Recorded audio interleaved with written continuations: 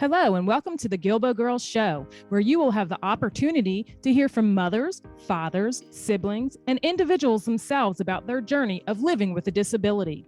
I know, it's called Guilbault Girls, but we have a bonus for you as we get the Guilbault boys to interview some of the dads and siblings and get their perspectives too. We'll also have special guests from time to time to share the many resources that are available to those living with a disability and their families. So get ready to laugh, smile, cry, maybe even get a little angry when you hear some of these stories of their day-to-day struggles. But let's not forget their many triumphs. As they say, it takes a village. And if it weren't for our village, we wouldn't be where we are today. So join us. Hello, and welcome to another episode of the Guilbault Girls Show. I'm your host, Karen Guilbault, along with my husband, Jesse Guilbault. And today's guests are Malcolm and Maria Whyte, along with their daughter, Justina Matthews, from Three Blessings Disabled Adventures. Three Blessings Disabled Adventures offers fun outdoor activities for the whole family to enjoy with their disabled family member. Their goal is to serve disabled individuals affected by spinal cord injuries and amputations who require the use of a wheelchair. They believe that a disability not only happens to an individual, but the effects are felt by the whole immediate family. This is very true. While a disability might be life-changing, it does not need to stop you from doing the things that you enjoy.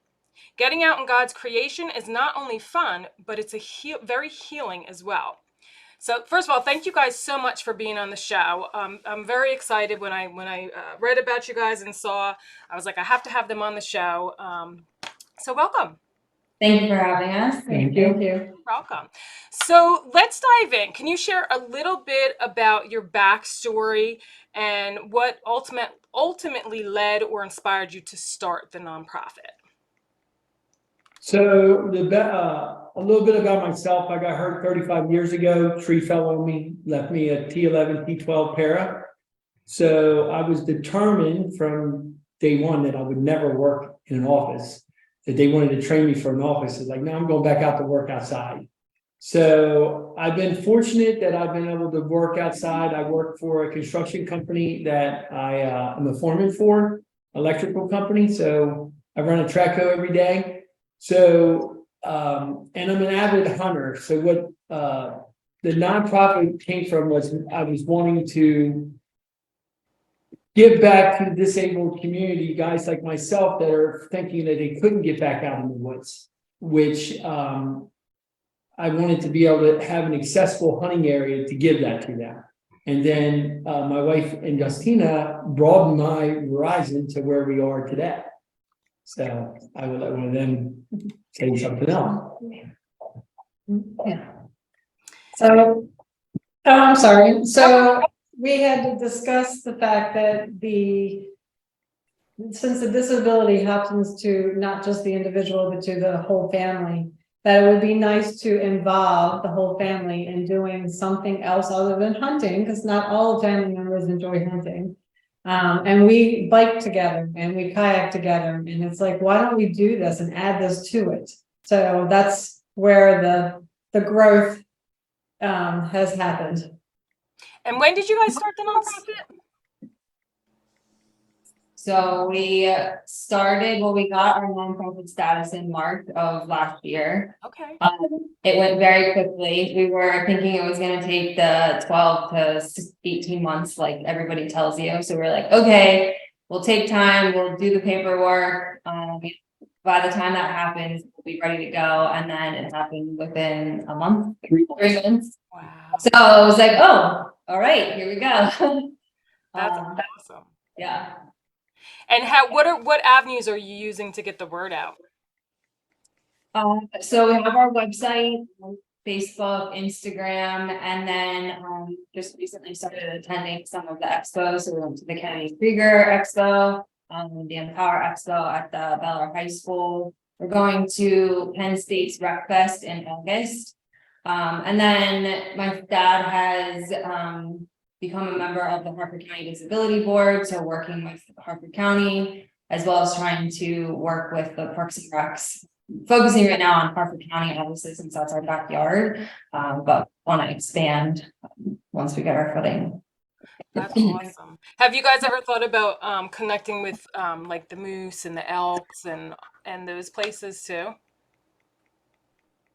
We have got a donation that we went and did a presentation at the Lions Club. Great. They helped us with the donations to help with the funds to outfit the kayaks, to make 2 of our kayaks accessible. So we've worked with them so far. We haven't worked with the other ones. I'm also affiliated with the Turkey Federation, and I'm in charge of the Wheel and Sportsman program of that. So some of the hunts we've worked together on the hunts that we've done already, where some of their volunteers come to help us with our Okay. guys.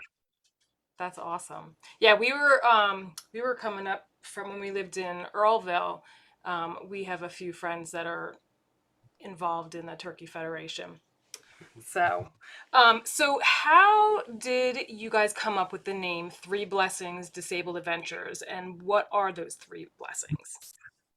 Well, the name came up on a drive to deliver a Christmas gift to someone from our church. And I was praying to the Lord to help me figure out what we could call this.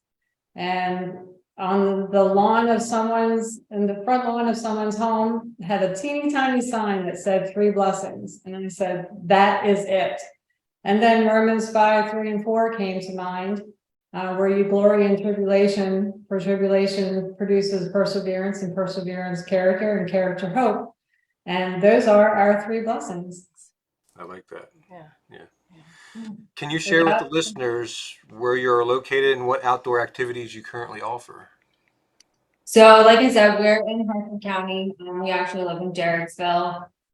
So we're primarily doing activities in, this immediate area, but as we grow, we want to come to you if that's a possibility, with the turkey hunts also in like the Eastern Shore area. Currently we're offering, biking, kayaking, and hunting. So turkey, deep whitetail, and sika deer hunting. Our long-term goal would be able to secure a piece of property that we could do, camping as well. That would be awesome. So because I know on your website, I looked at some of the specific wheelchairs, the motorized ones, or what are those called? What are those all about? Because I saw you on there when you were trying them out. I was like, that's awesome. So we have a track chair that is basically just a remote control regular chair that's got tracks on it. So it makes it easier to get out around in the woods. We also have what's called a not a wheelchair, and it's made by Utah Trike, so it's battery operated. So we'll do like 12 miles an hour. So it gets we've been using that for the turkey hunts because we can move around a lot easier and quicker. The track chair is kind of slow. It does a good job, but it doesn't get you there very fast. Right. So the not a wheelchair, we've taken a couple guys out on that turkey hunting, and they loved it because they had the freedom to move. And if people that are familiar with turkey hunting, sometimes you need to move where the birds are. Yeah. So Yeah, those are pretty. We saw them at the outdoor sports show a while back when we had Faith up there, and I was like, "Hey, Karen, check those things out. They're pretty cool." Now, how many do you have, and are you trying to fundraise to get more of those? So we presently have, I personally bought one for myself, and then the nonprofit has got one. So we have 2 for people to use. We have 1 track chair that is mine. So and yes, we are trying to raise more money to get more equipment, because I mean, right now we could only take 2 guys out hunting in the chair. So I mean, we want to do more. I do have something lined up with someone with the Turkey Federation in Frederick to do a goose hunt, which is like going to be like 6 disabled guys. So we need more vehicles to get them out in the woods. If not, we're going to be making trips back and forth and transferring people. So yes. And what about kayaks? How do you have to adapt them for certain individuals, and if you do, how do you adapt them? Yes, we do have to adapt the kayaks. We currently have a 6C7 quadriplegic coming to kayak with us next month. The kayak had to be adapted with a seat that will hold a quadriplegic. We also have outriggers on and an oar that, and it's called an angle oar, so that it can be used one-handed if you have only one arm. So it's quite expensive. So again, more things to adapt. We were only able to adapt that one completely for her. We do have another one that's partially adapted, which would be good for someone who's a T11, T12 like my husband, or even someone a little bit higher. They could handle using the other kayak that we have, because we do have the angle oars and we do have the outriggers for that one. So Yeah. And then what about bikes? So you go on, what kind of bikes do you use? So the hand cycles that we're using are they're top end forces. So it's more of an upright sitting that with your legs straight out in front of you. So we have 3 of those presently. And Kenny Krieger, not Kenny Krieger. No. Yeah, Kenny Krieger reached out to us about, they have some bikes that we got to iron out the details that we may be getting from them to add to our group. So I'm going to try to, I'm a peer mentor. I just got signed up with the Christopher Reeves Foundation to be a peer mentor, but I really would like to help be with the kids that are wanting to race with their bikes, because I've done 27 marathons. So I'd like to be like a mentor to those kids, and help them, achieve finishing a marathon, because it's not an easy task pedaling by your hands. Yeah. Absolutely. So Yeah, we actually just took out our first gentleman today with the biking. So, and he came with his wife and 3 girls. Yeah. yeah. So the whole family rode their regular bikes, and he used one of ours, and I asked him if he wanted to ride farther, but after 5 miles, he says, I'm done. Yeah. So I don't know if you know our backstory. So our daughter has cerebral palsy, and she goes to the Maryland School for the Blind, but she played sled hockey for 3 years. So we had 10.5 acres out in Earlville for like 11, 12 years. And so we weren't on the Kennedy Krieger Bennett Blazers. We actually played it at UD for the sled snipers. And most all of the kiddos all had bikes, and most of them had the hand cycles. So every time we did a lot of 5Ks in Delaware, and we ended up meeting one that he did the marathon in, I guess there was a marathon somewhere in New York, but they just go, let me tell you. And all the kids that are on there, they have, either spina bifida, cerebral palsy, cancer, really a number of different ways that they were disabled. But yeah, I think it's cool. I just think it's awesome what you guys are doing, for sure. The main thing is the cost. The cost for anybody to buy one. I mean, a hand cycle starts at $5,000, and that's not even really a good one. Right. I mean, so the not a wheelchair was $7,000, and to fit a kayak, we're looking at $1,800 to $2,000. So that's for an individual just to go out and buy the equipment and not use it all the time, it's expensive. Yes, absolutely. So. Absolutely. So can you share some of your adventures and how it has impacted those families? So I can give you a story. The last guy I just took turkey hunting. He has been in a chair for 2 years, and he turkey hunted a lot before he got hurt. So he hadn't been in the woods. And so I took him out to my paintball field, and he said that I told him that we were going to put him underneath where they roosted, and the birds, and he did. So when they gobbled, he called, they answered that morning right away. And he was shocked that he was that close. We were 30 yards from the bird. And they finally, after an hour and a half, the birds flew out of the tree, almost flew on top of us. And then a hen bird jumped out of the tree. But he had so much fun, even though he didn't get a chance to shoot at the gobbler because they ran off on us. He told me that if I don't hear another bird the rest of the day, this has made my day. This is the best hunt I've ever had. So another gentleman, we took deer hunting. His name was Dan. He hadn't been in the woods in 25 years, and he was successful. So, and he's in a remote control chair. So what we did with him is that chair weighs 500 pounds. we took a little black trailer and we rolled him up in the back of the trailer and we hooked him up to the John Deere tractor and we pulled him out in the woods in the tractor and laid down some plywood and got him out situated. So, they're pretty excited. They want to come back and do hunts again with us. So it's showing these guys that, hey, you can get out there. It's just going to take effort. It takes a team of people to get this to happen. You can't do it by yourself. Yeah. So. And this is no cost to them. So no one has to pay any money to do any of this Right, stuff. exactly. Yeah.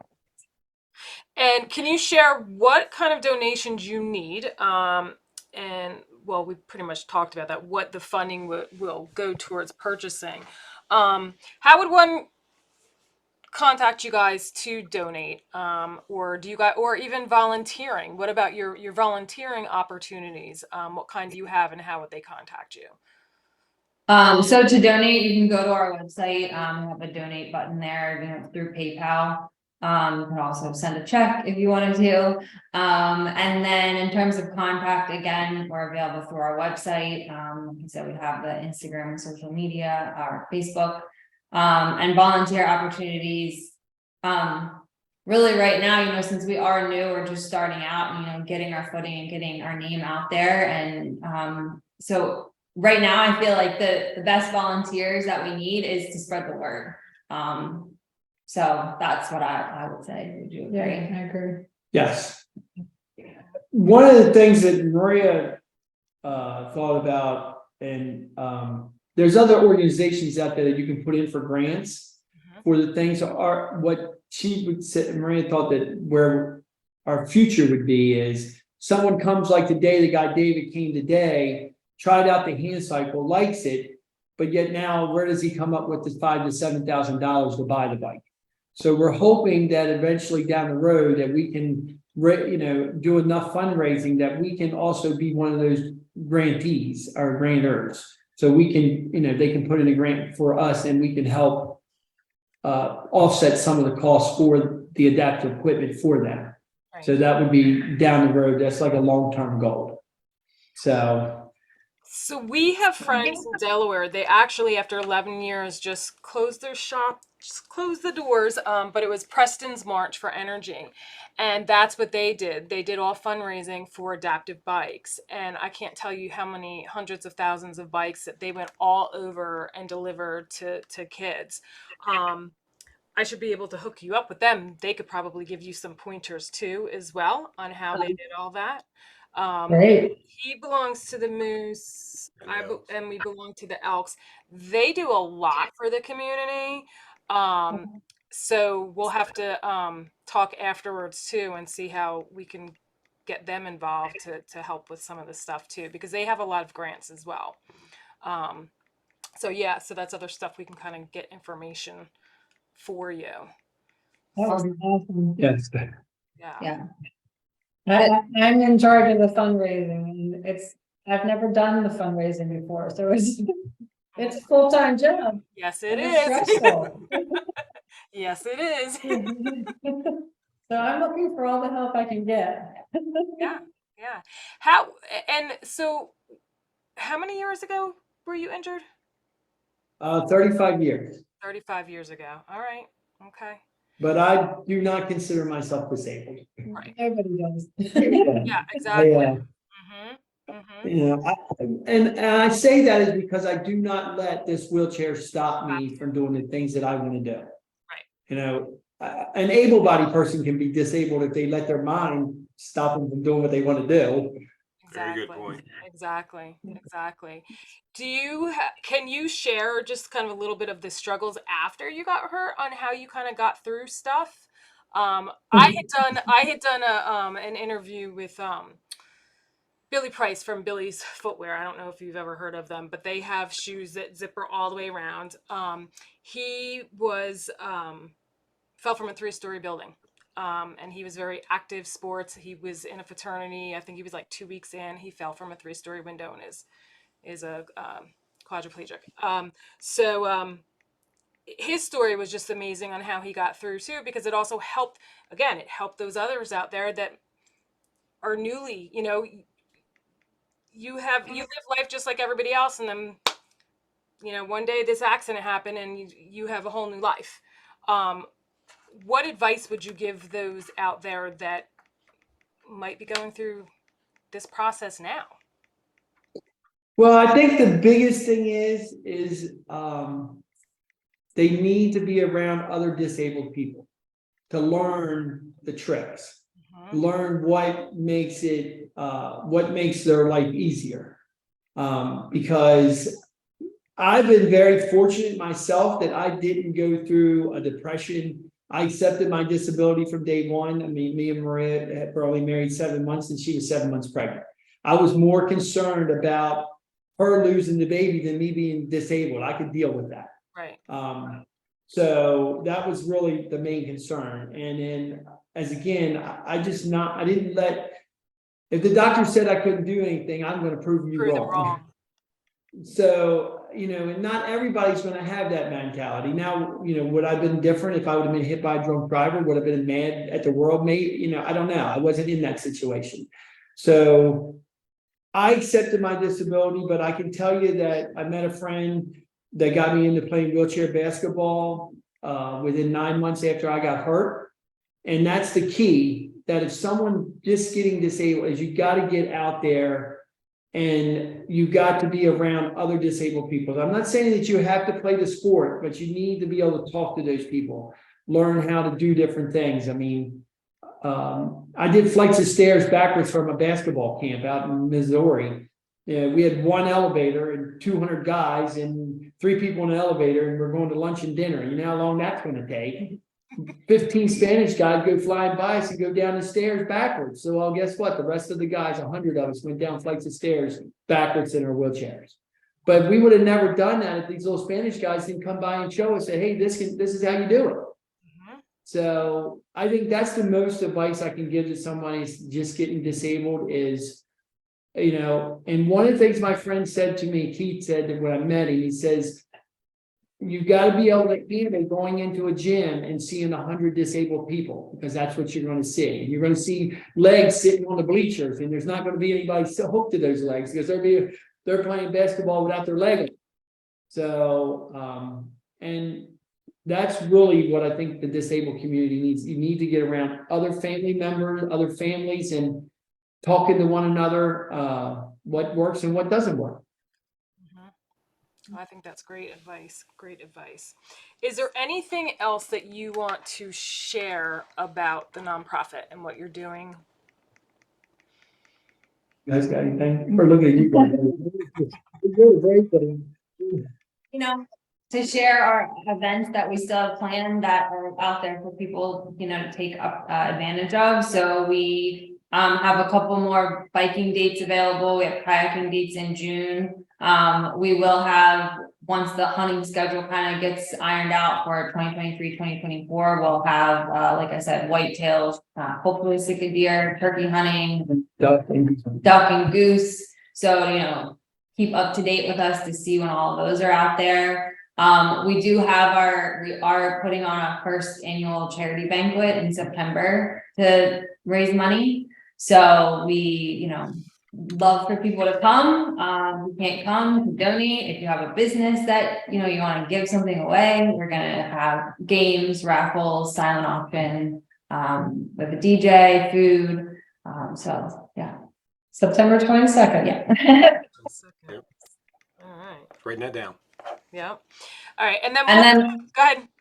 So I was going to say one other thing, I guess, that my dad mentioned in the beginning, but our organization is for the entire family, not just a disabled individual. We want it to be something that, like, maybe you've never biked with your, you know, dad or mom before because you've never had that opportunity since they've been hurt. So we want it to be an experience for everyone. Right. I think, And that was what happened today. That's what happened today. The family never biked with him in a chair. So it was nice to see that they all stuck together and gave him support. Even though we were going 5 miles an hour or whatever it was, he was still being supported. So that's what it's about. Yeah, absolutely. Absolutely. Just to give some background on that, is I've done some disability hunts. Got to go to Wyoming. I've been to Texas turkey hunting, and it's just about the individual that's disabled. And, you know, most people have a friend that like the hunting thing, you know, you go hunting with a buddy, you go hunting with a friend. So we want to include them, that friend or son or, you know, the daughter to come along and go hunting with the disabled so that they experience it together. And that's different than most of the organizations that are out there doing these kind of things for the disabled, is it's mainly just focusing on the disabled individual. Yeah, I think it's good. We had a friend, Glenn, who he lost his foot in a motorcycle accident. He slid underneath a guardrail, and he had been a hunter, and he had no way to get out. And we took him out on our farm we had in Earlville at the time, and I would get him out there because it was a short enough distance to get him out there and get him. And I had built a box blind and everything. But outside of, you know, someone doing that personally with a friend or something like that, you know, this is a much needed piece for the community out there to be able to do that with friends and go to different places and have people help you out. And I applaud what you're doing. Yeah, absolutely. Well, I told my brother's not even a hunter, but he's always come and tracked my deer, helped me in the woods, me and my dad. And this past hunting season, when we took the guys out hunting a couple times, I looked at my brother, because we own the property, we've owned it for 40 years. It's like, why did we not do this earlier? I got more enjoyment out of taking those guys out deer hunting and turkey hunting than myself. Just to see their reaction, you know, that, hey, I actually got out here today. And really a lot of it has to do with fear. I mean, you know, they're in a chair. I mean, the fear of, you know, what's going to happen if I get stuck in the mud? I mean, I personally have crawled out of the woods.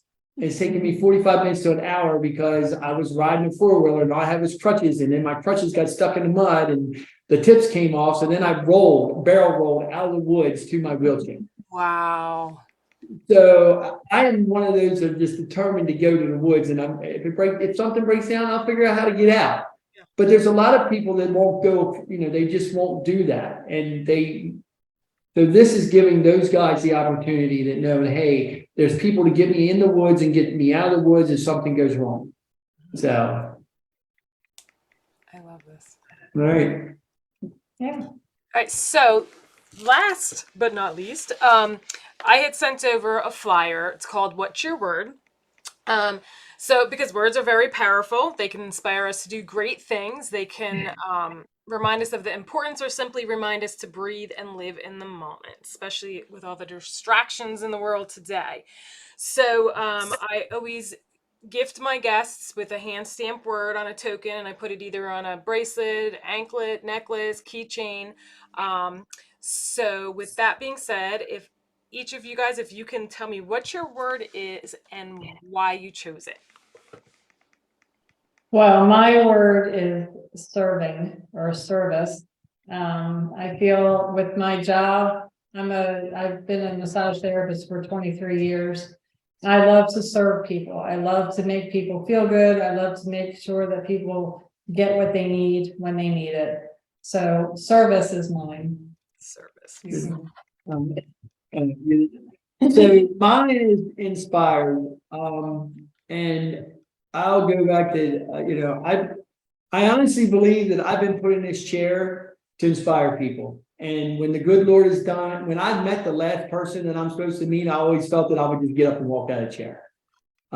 So because I have so many people like on the construction site that they see me on the loader, but they never see the wheelchair. And then when they see me in the wheelchair, they're like freaking out, like, what happened to you? I mean, it's like nothing's happened to me. Like, well, why are you in that wheelchair? So they're really shocked to see that I'm on a construction site working every day and I'm paralyzed. And so I'm not just inspiring the disabled people, but I'm also inspiring the able-bodied people that, hey, you know, there's always somebody worse off than you are, but yet you can still do things. So I dropped the ball and hadn't had a chance to look at this document before and sent it to my parents and haven't looked at it myself. we're prepared. You're not. Yeah. This is a farce. Because I looked at one of the first questions and what brings you joy? And I would say on the side as well, I do wedding planning and kind of like, so I guess, service in a way, because that is a service, and like seeing someone's vision come to life through your work that you're doing and being a part of like their special moment. So I guess maybe service might be it as well. Awesome. God has us here to serve others, Yes. and that's awesome. what we're doing. Yep. That's what we're doing. Amen. Good point. Amen. Well, I want to thank you guys very much for being willing to come on because we want to help spread the word for you guys. Thank you. And I will have everything in the show notes. And for everyone else for listening, thank you so much. And stay tuned for another episode of the Guilbault Girls. Thank you. Thank you. Thank you. Thank you for joining us as we spread awareness through our personal stories and the many resources shared. You can help us by joining our village simply by sharing our show to the masses. If you would like to support the Guilbault Girls on another level, click on the link in the show notes to make a donation in any amount. Add your address and you'll receive a hand-stamped token with the word village on it in appreciation. Be sure to subscribe to our Guilbault Girls podcast and YouTube show, and don't forget to follow us on Facebook and Instagram at Guilbault Girls. Till next time.